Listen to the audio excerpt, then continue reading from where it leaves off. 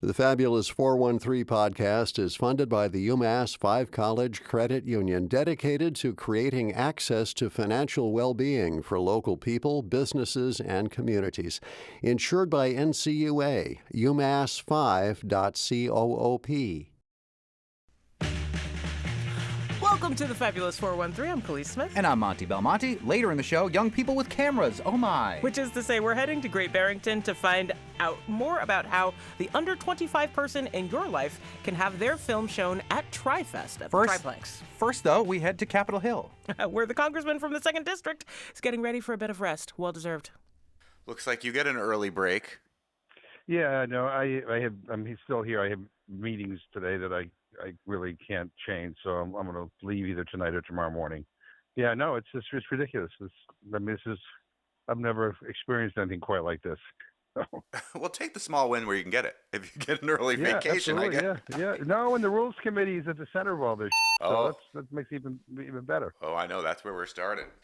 Time for our weekly conversation with U.S. Congressman from the 2nd Congressional District of Massachusetts and the ranking member of the Rules Committee, Congressman Jim McGovern, in a segment we like to call McGoverning with McGovern. We'll get to some listener questions in a little bit, but the early break in the House, once again surrounding the topic du jour, the Epstein Files.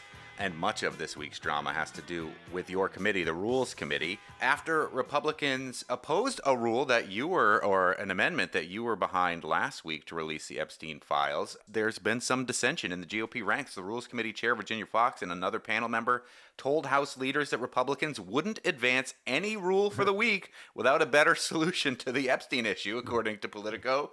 That made Speaker Johnson shut down the Rules Committee altogether, essentially shutting down the House of Representatives in the United States of America. Meanwhile, according to the Huffington Post, a GOP-led House subcommittee voted to subpoena the Department of Justice for files in the sex trafficking investigation into Jeffrey Epstein. Is there a sea change coming between the GOP and the White House with all the drama surrounding your committee? Yeah, well, first of all, I mean, Trump and kind of the MAGA wing of the Republican Party have trafficked in conspiracy theories for years. And for a long time now, they've been pushing this idea that the Epstein files contain all this information that will implicate all these different people, and there's a client list and all this other stuff. And then Trump wins the presidency again, and the Republicans win the House and the Senate. And all of a sudden, he's like, nothing to see here. We're not releasing anything. He was so convincing to his MAGA base that the MAGA base is revolting. And when I forced votes in the Rules Committee to release the files and the Republicans voted no, their offices were inundated with calls from Republicans demanding that they stop the cover-up. And some of them are even being threatened with primary challenges. That's how out of control the MAGA base is on all of this. Look, I have no idea what's in these files, but Trump created this crisis, and the only way to kind of deal with it, I think, is to release the files, obviously with protecting the names of the victims. We'll learn one of two things: either there's nothing there and that Trump just made all this stuff up, or two, as is being reported in the Wall Street Journal and other major papers, the FBI told Pam Bondi, who told Donald Trump, that his name is in these files. So it might be embarrassing. But let the sun shine in, and I think they may have bought themselves a few weeks, but when we come back in September, I mean, we'll file a discharge petition. And if you get 218 people on a discharge petition, then you force a bill to the floor for a vote. And I think we have more than enough Republicans to join with us to do that. Is there a worry on the Democratic side of the aisle that there would be some high-profile Democratic names in these Epstein files? There have long been rumored to be at least one Democratic president who may be in these files. Is there some chatter on the Democratic side about that potential worry? Look, I mean, who knows what's in these files, right? But here's the difference between us and them. We're not a cult. I mean, my goal in life is not to hide every Democratic politician who might be involved in a scandal or connected to somebody, like Jeffrey Epstein. I don't really, this has not been my focus, to be honest with you, over the last few years, but it has been the focus of Trump and the people around him. So I have no problem with releasing the files. I think this is taking all kinds of weird turns now. I mean, the Justice Department now is going to talk to Ghislaine Maxwell, and they want to subpoena her to come and testify before Congress. I find that a little bit puzzling because she's the abuser. I think I'd rather talk to the people who were abused. They could probably give me a more honest assessment of what happened. And I also find it interesting that they want to talk that the Justice Department wants to talk to Ghislaine Maxwell when we were told that the investigation is over. And so, what is the point of talking to her, unless it is to try to get her to say, "Oh, Trump was the savior in all of this, and he's perfect, and it's only Democrats who were involved in this, and therefore give me a pardon." Who knows what kinds of twists and turns that will take. But she's not the files, and the files are the files. We ought to release the files, let the sunshine in, and people can make up their own minds about what they think of it. There was a vote this week, Congressman McGovern, to cut $500 million in funding to Israel. The amendment was targeting Israel's missile program. It's separate from other security funding and aid to Israel to the tune of billions of dollars that the U.S. has already allocated. There were only 6 House members who voted to cut these $500 million. Rashida Tlaib and Ilhan Omar on the Democratic side, as well as Al Green. And then this was introduced by none other than Marjorie Taylor Greene. You are not one of the Congress people that voted to discontinue that funding. Can you talk to us about why you made that decision? Because this would have done nothing to stop the flow of offensive weapons to Israel, which I have consistently opposed for some time now, and it's being promoted by a neo-Nazi. I mean, I'm sorry, I don't feel that that this is a serious vote, and so I voted no. But this wouldn't have stopped Israel's ability to bomb Gaza, and it does nothing to provide humanitarian aid to the people in Gaza who are starving to death. And the author of this amendment is quite frankly somebody who I don't really feel comfortable being associated with for a whole bunch of reasons. Marjorie Taylor Greene seems to have wanted to include this $500 million funding cut because there was a Catholic church in Gaza that was bombed there. There are other people besides Muslims who are being targeted in Gaza. Right. And that wouldn't have stopped that. And that, I mean, this does nothing about stopping the offensive weapons that were used to bomb the Catholic Church or that are used to bomb innocent civilians every day. But would it be, is it tacitly saying that what if it had been, I might have reconsidered it. But if we're trying to build a movement, Marjorie Taylor Greene is the last person you want to lead that movement.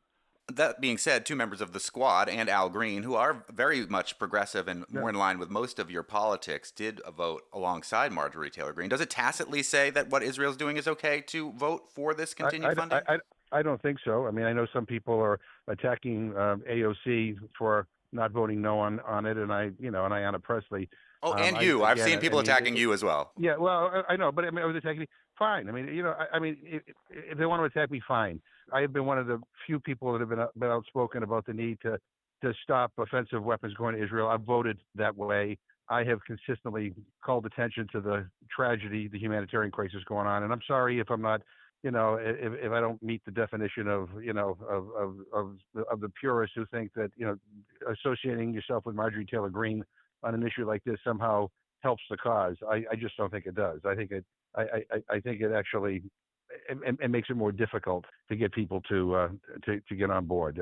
So I'm proud of my record, and if people have a problem with it, I don't know what else to say. Speaking with U.S. Congressman Jim McGovern, McGoverning with McGovern. According to the soon-to-be federally defunded NPR, Columbia University has agreed to pay over $200 million in a federal settlement with the Trump administration, largely surrounding their politics in regards to this crisis happening in Gaza. Meanwhile, you met with a Columbia University grad student who was detained by ICE for reasons that he believes had to do with his free speech and his political speech, even though he is in the country legally. Mahmoud Khalil. You met with him when he was detained by ICE, and now you have met with him as a free man once again. What was that meeting all about, and what did you glean from the meeting? The meeting, first of all, I think Columbia is making a mistake settling with this administration. It's such a terrible precedent, and they have nothing to settle with this administration about. It's basically they're caving, and I think it sets a bad precedent in terms of other colleges and universities. Secondly, I met with Mahmoud. I met with him in Louisiana when he was unjustly detained. I mean, he was detained and wasn't charged with anything, and now he's out, and they're still going after him. And the bottom line is that people should not be incarcerated, should not be put in detention centers because you disagree with what they may be saying because of their political views. He's here legally. He has been an outspoken advocate for the Palestinian people. He has been consistent saying that I condemn anybody who kills innocent people. And again, he's being targeted. And again, this is a new McCarthyism that is kind of taking hold in this country, where people are being jailed and people are being targeted and people are being threatened with deportation just because they disagree with Donald Trump. I'll be honest with you, and you'll ask me at the end of the program what gives me hope. He gives me hope. Mahmoud gives me hope because, I'm not sure if I were in his shoes that I would continue to be outspoken. I would be visiting members of Congress. I would be appearing on major network shows because it puts a bigger target on his back. But he's doing it because he knows it's right. He knows the killing that's happening in Gaza is unconscionable and unacceptable, and that the United States has responsibility here. He has incredible courage, and I told him I'm here to I have his back. If he needs anything, I'm willing to stand with him. But it was a good visit, and we talked about while he was in detention in Louisiana, his wife gave birth to a son, and we talked a little bit about his new son and what a joyous event that has been in his life. But he can only travel to in New York where he lives. I think he can go to Michigan where his wife's family is, and Washington. I invited him to come to Massachusetts. I thought we bring him to Northampton and he's not allowed to travel to Massachusetts. He's limited to those, Washington, New York, and Michigan. Was that part of the deal of releasing him from ICE detention, that he was only allowed to go to certain locations? I guess that's that's part of the deal. But again, he committed no crime. He's accused of no violent acts. He didn't steal anything. He didn't punch anybody. This is just like Rumisa in Massachusetts. Again, targeted solely because of her beliefs, and in his case, his beliefs. And again, this is a very, very dangerous moment. And you see this president more and more unhinged. He's threatening to deport Rosie O'Donnell now. It's insane. But you got to take him seriously because he's getting away with stuff. And but it's important that people speak out and stand with Mahmoud and Ramisha and others who, again, are being treated in a way that betrays our values. You're as cold as ice. Coming up, more with Jim McGovern as he answers some of your listener questions about ICE actions and how to handle them, issues with cryptocurrency and tariffs, Markey's senatorial campaign, and more repercussions of the budget cuts and rescissions, and the importance of fighting the good fight. So much.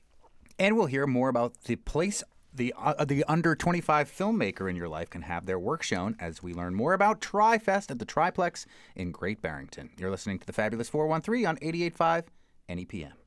The Fabulous 413 podcast is funded by Northeast Solar, offering solar options, energy security, and solutions for the local community. Learn more at northeast-solar.com.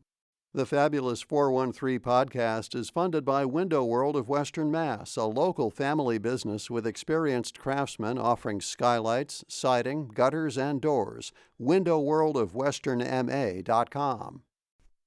Speaking with U.S. Congressman Jim McGovern, McGoverning with McGovern, a listener question from Karen Levine saying, in light of what we've just been talking about ICE, Dear Congressman McGovern, thanks for all you do and your commitment to justice for immigrants. When ICE agents come into our communities and are masked and otherwise unidentifiable, it causes added fear among all residents. An LA Times headline said it best, ICE or kidnappers. Karen's question is, who has both the legal authority and responsibility to verify that these are indeed ICE agents conducting federal law enforcement actions in our community in order to protect community residents from criminal kidnappings when there's no observable way to tell the difference? She wants to know who has that authority. Well, that's a good question. In theory, one should be able to ask for proof that they're an ICE agent, but what we're learning is that they're not cooperating with people. And number two, any kind of law enforcement should not be masked. This is, again, unprecedented. I don't understand why ICE agents need to be masked. There's some legislation in Congress that I'm on to, require that they show their faces and that they provide their identification. Because again, we're being told by numerous people that they're not doing that. Our local police don't walk around with masks on, and they're here to protect our communities every single day. I don't understand why ICE agents do, but it's very intimidating. I was in Leominster a couple of months ago, and there was an ICE agent parked outside of the Spanish American Center. Again, basically, this is there's a large Latino population in Leominster, and this is a place where people go to get food, they go to get financial advice, counseling, all kinds of stuff. The overwhelming number of people who go there are U.S. citizens. They're here legally, but people were afraid to go in and people were afraid to leave because an ICE agent was parked outside of the Spanish American Center. And I went up because I happened to be in the neighborhood, and I knocked on the window, and the person wouldn't turn their head and wouldn't roll down their window. And I tried to identify myself, and they didn't turn their head, and then they drove away. This kind of stuff should not be happening in this country.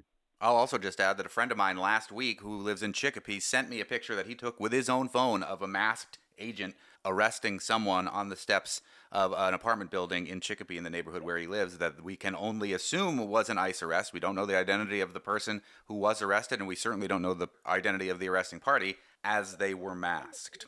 Another listener question, more of a critique of our last week conversation, Congressman McGovern, from none other than the acclaimed economist Andrew Zimbalist, who is the professor emeritus of economics at Smith College. He says, I was listening to your interview of Jim McGovern today and was disappointed. First, Jim pretty much admitted that he does not understand crypto, not Superman's dog, which, by the way, is delightful in the movie.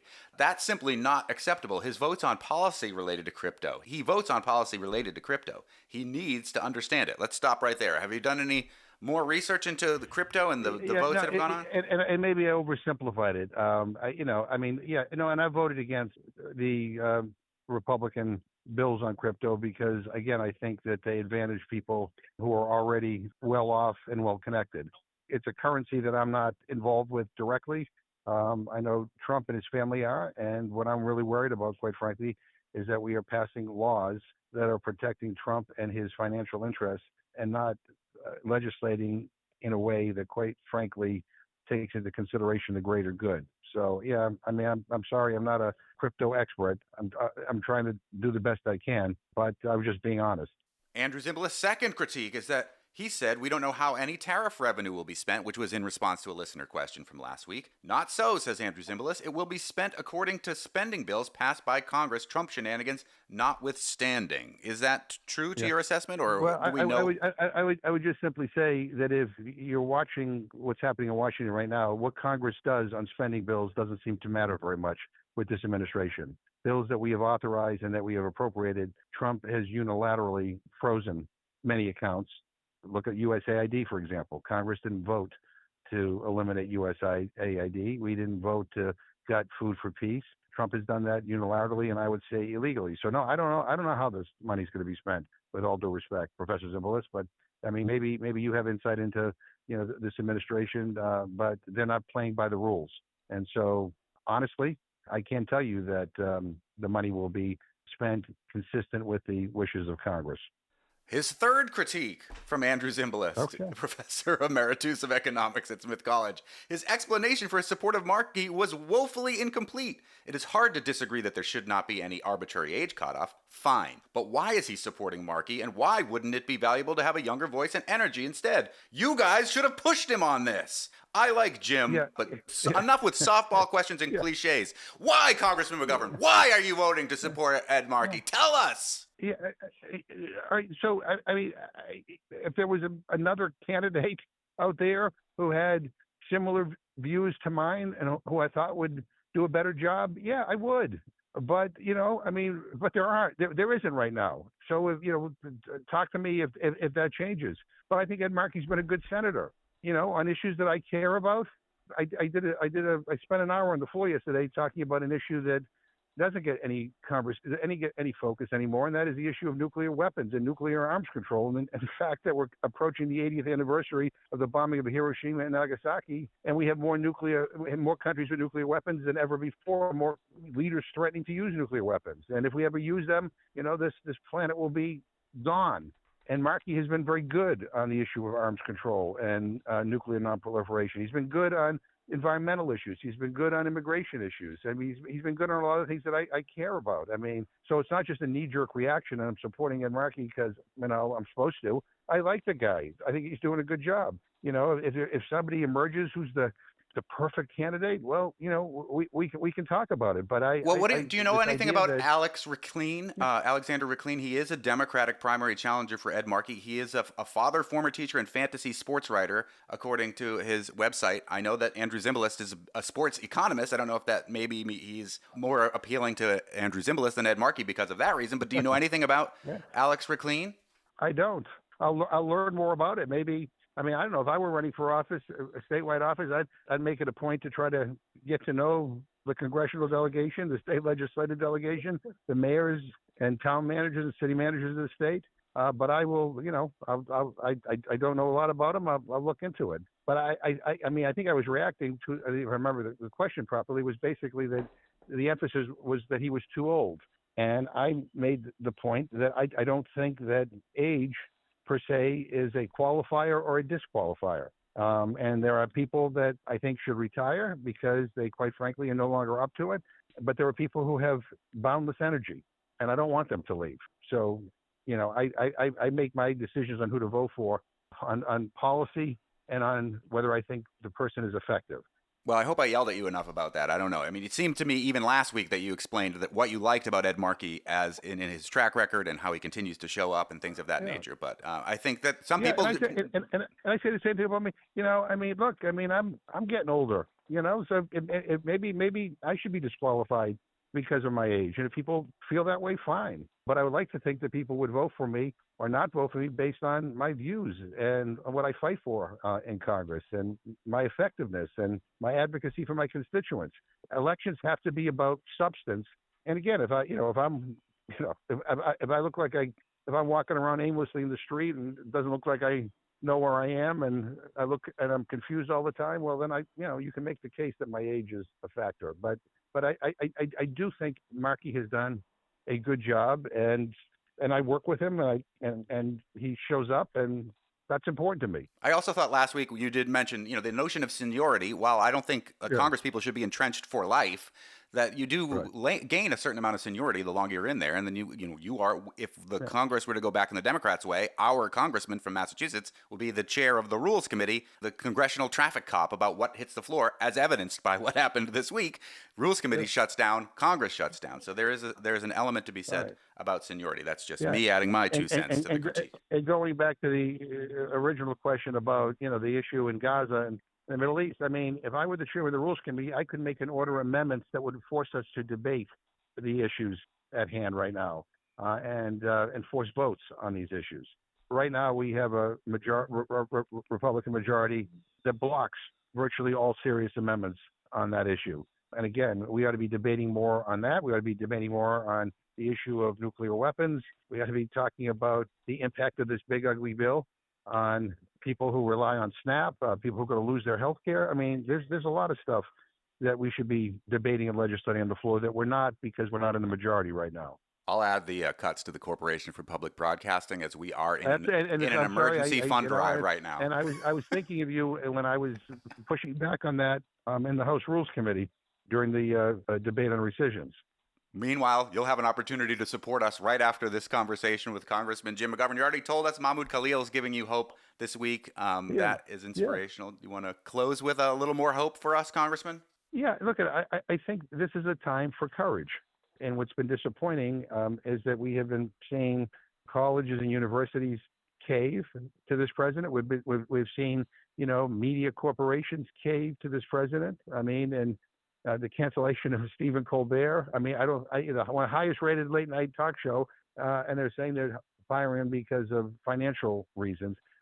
People are capitulating at a time when courage is required. This is a time for resistance. This is a time to stand up and to be counted. And that's one of the reasons why I thought Mahmoud Khalil gave me a lot of hope because, this guy still has a lot to fear from this government. And yet he's showing up and he's speaking up and he's speaking out and he's advocating. That takes courage and we all have to do it. And Even in the nonprofit world, groups that I've worked with for years and years and years, on anti-poverty issues, seem to kind of have quieted down. They're afraid they'll be targeted. They'll lose their nonprofit status. They won't get the federal grant or whatever. We're all targets. We're all targets already. And the only way he succeeds is if we acquiesce and become complicit. So this is a time to push back, to fight back. And that's what I'm trying to do. And that's what we did in the Rules Committee this week. And we're off now until September. As the song goes, see you in September. But when we come back, the fight continues, and I'm ready for it. Well, I'll close with a song lyric as well from the now late, great Ozzy Osbourne. Maybe it's not too late to learn how to love and forget how to hate. Oh, Ozzy. Anyway. Yeah, prophetic words. And again, may he rest in peace. U.S. Congressman Jim McGovern joins us each week on Thursdays. If you've got a question or a critique of our conversation with the congressman, feel free to send it our way, thefab413@nepm.org, and I will ask it on your behalf. Thanks as always, Congressman. All the best. Keep the faith. And now we're off to the Southern Berkshires, where their local nonprofit theater is collecting the films of folks under 25 for a new festival. We'll hear about TriFest next with Salem Radley. You're listening to the Fabulous 413 on 88.5 NEPM.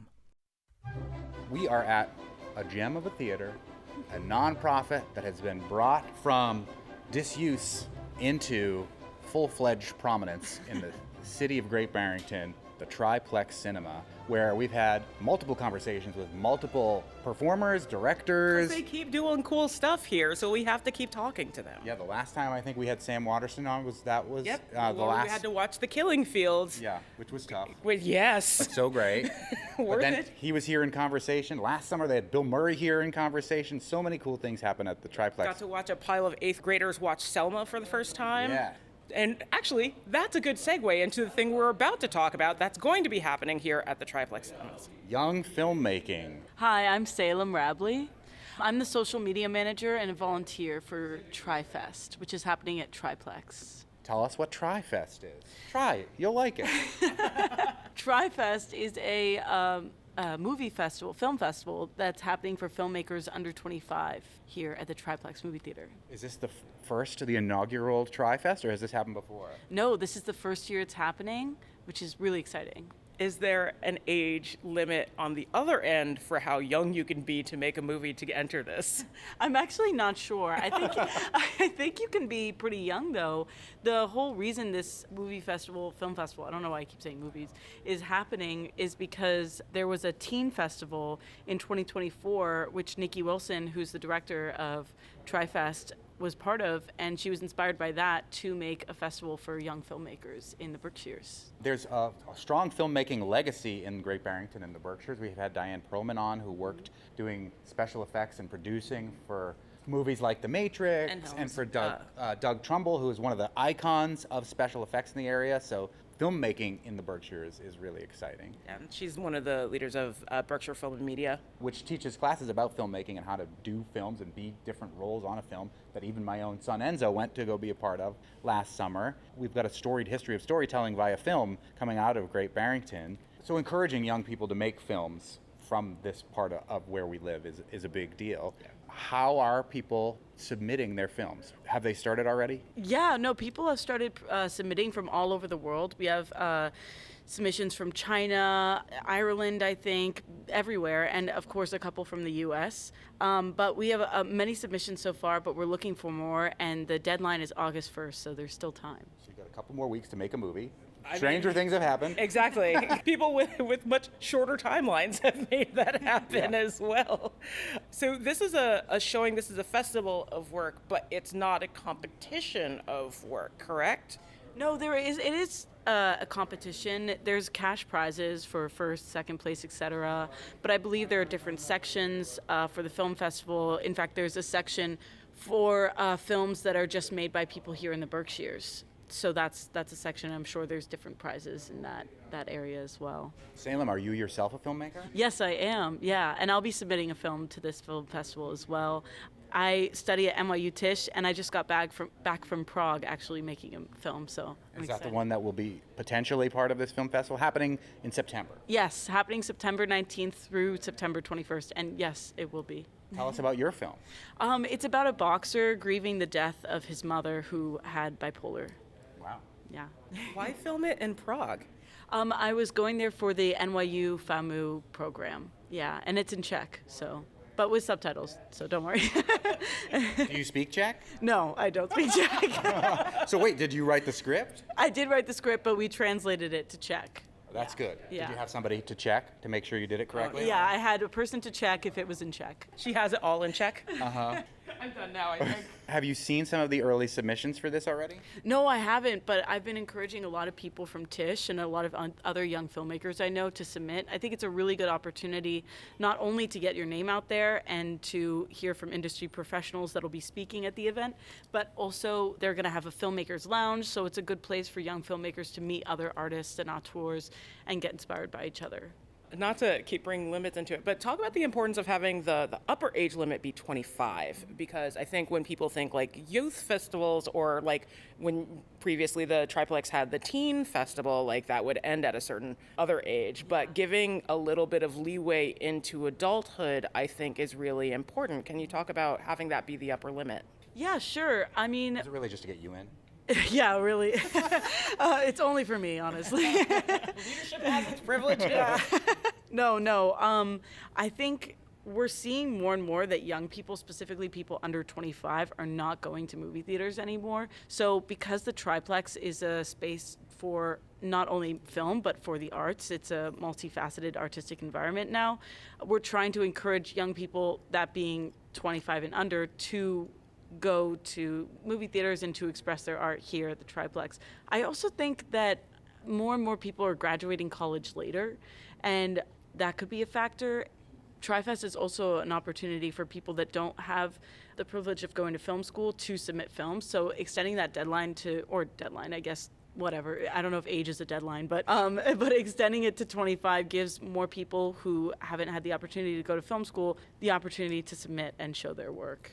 We're talking about the Triplex's International Youth Film Festival that will happen in September, but submissions are due in early August, and we're with Salem Rabley, who is one of the folks who will be submitting, but is also kind of helping to coordinate this particular festival. What were some movies as a young filmmaker that were influential to you to make you want to become a filmmaker? Oh my gosh, get ready. The Godfather Part 2, probably. That's my favorite. Bully. Tons of young men are hoping that you are single and available, because that And is straight. and straight, because least that is the deciding factor with a lot of heteronormative relationships right there. That's what I've heard in film school. You broke my heart. You broke my heart. Bully, perhaps. Anything by Gaspar Noé. Climax, The Doom Generation, Greg Araki. So I'm not only into The Godfather, I promise. What of those movies do you think most influenced the style of filmmaking that you do? Maybe Climax mixed with a bit of David Fincher. I always love a tragedy, and I like to make it weird. So all of that good stuff. I mean, you did say Greg Araki, and I'm like, that makes a lot of sense now. Yeah. Yes. Talk about this being international, because I don't think people necessarily make the assumption that a festival like this is always going to be international. They aren't always. But like, you've got submissions coming in from all over the world already. Yeah. When did you first announce that this was open, and do you know how many countries you've got submissions from yet? I have a list of the countries, so I can actually give you specifics. You're going to check? Yeah, I'm Because gonna one is check. from the Czech Republic. Yeah, one is from the Czech Republic. Actually, I don't have a list. That was a lie. But I remember there are submissions coming from China, Ireland off the top of my head, Iran, I think the UK, Japan. It was really important to the founding members of the festival to make this accessible to all people of all ages. And like I said, it's important to them that filmmakers are collaborating and getting to know each other, and young filmmakers are talking to each other. And the fact that the spectrum reaches all over the world for that encourages more diverse thought. So I think that's important to them when they were creating the festival. So when those international filmmakers' films are selected, are they going to be here for the showing? I would assume so, but I don't know. I hope so I can meet them. Salem, you're a young filmmaker. You went to NYU Tisch, which is a great filmmaking school of renown. Filmmaking technology is at people's fingertips now in a way that it wasn't when Khalees and I were in school, and especially if you went to school before that. Yeah. Talk about the importance in your mind of film school, going to a film school as a young filmmaker, as opposed to just blazing your own trail with all the technology that's so readily available now. Movies are all I think about. I dream in film, so it only made sense for me to go to film school, I think, and just sort of hone in my craft of storytelling. But it's definitely not necessary. The great thing about TriFest is you can make a movie on your phone and submit it. The qualifications are it can be any length, any genre, any language. So there's a huge spectrum of, what you can do to submit. Because it's TriFest, yes. Not DoFest. There is no try. TriFest at Triplex. Gotcha. Oh, yeah, gotcha. What do they get if they win? Cash prizes. Sweet. Yeah, cash prizes. This they'll probably put into making another movie. That's Yeah. how it goes. I mean, Yeah, lots of notoriety if you win. I'm super excited to be having a film festival, another film festival happening here in the Berkshires. And the fact that it's young filmmakers and young auteurs and artists, it's super exciting, and I'm really looking forward to meeting people and being part of this. is this the first festival that you've submitted work to? And if not, how is it different from other festivals that you've submitted your work to? It's the first, definitely the first, because I'm sure it takes so long to finish a film, even if it's 7 minutes long. I'm still in the editing process for several other films right now. And so this is the first one that I've submitted to. So I'm really excited about that process, but hopefully it's not the last.